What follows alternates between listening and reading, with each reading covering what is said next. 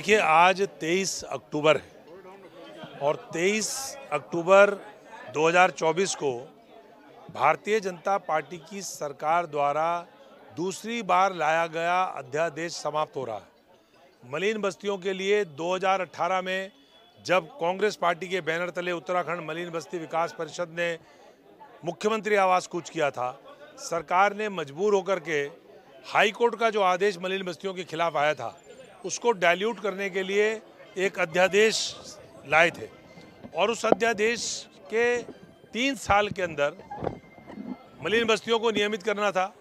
मलिन बस्तियों को नियमित करने का सरकार का वादा था, मालिकाना हक देने का वादा था, लेकिन 3 साल बीत जाने के बाद भी जब नहीं हुआ तो 2022 से पहले सरकार को डर लगा कि विधानसभा के चुनाव में हार न जाए, तो 2021 में फिर मलिन बस्तियों के लिए अध्यादेश लाया गया दूसरी बार।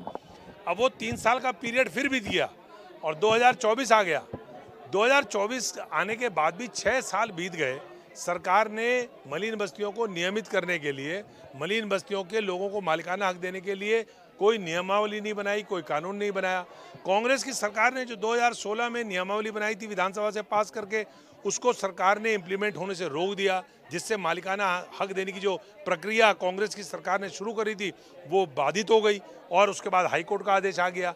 आज हमने देहरादून की इस मलिन बस्ती, जो सबसे पुरानी मलिन बस्तियों में से एक है, शास्त्री नगर खाला, यहाँ से संघर्ष का ऐलान किया है। देहरादून समेत पूरे राज्य की मलिन बस्तियों में अब हम जन जागरण चलाएंगे। मालिकाना हक और नियमितीकरण की मांग को लेकर के संघर्ष किया जाएगा और पूरे प्रदेश की मलिन बस्तियों में मैं जाकर के घूमूंगा, लोगों को जगाऊंगा, लोगों को बताऊंगा कि ये तलवार जानबूझ करके भारतीय जनता पार्टी की सरकार आपकी गर्दन में लटकाए रखना चाहती है, जिससे कि डर बना रहे और उस डर के कारण लोग, मलिन बस्ती के लोग इनको वोट देते रहें। ये नहीं चलेगा। राज्य में और देहरादून में, राजधानी में 40% आबादी शहर की मलिन बस्तियों में रहती है। उनके लोगों को मालिकाना हक सरकार क्यों नहीं देना चाहती, हम ये पूछना चाहते हैं। आज हमने यहाँ पर ऐलान किया है, अंबेडकर जी की मूर्ति के नीचे बैठ करके हमने संकल्प लिया है और यहाँ आज इस धरने के माध्यम से पूरे प्रदेश की मलिन बस्तियों में संघर्ष का हमारा आज का ऐलान है। पूरे प्रदेश में अब संघर्ष होगा और इस सरकार को मालिकाना हक देना ही पड़ेगा। भाजपा ने केदारनाथ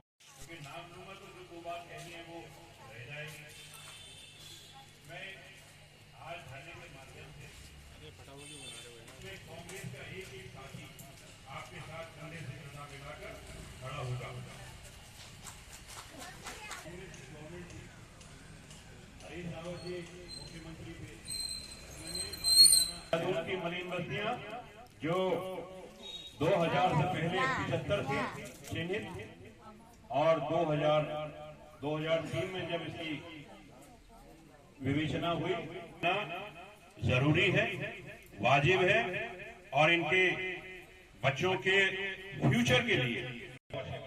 और इसी क्रम में उन्होंने, माननीय मुख्यमंत्री जी ने 80 उनको मालिकाना हक का पट्टा भी दिया, लेकिन वो आगे की प्रक्रिया चूंकि लगातार चलनी थी, इसकी सरकार नहीं आ पाई और भारतीय जनता पार्टी की सरकार, और उसके बाद आने का काम, उनको उजाड़ने का काम फिर से ये लगातार 2018 से लगातार चल रहा है।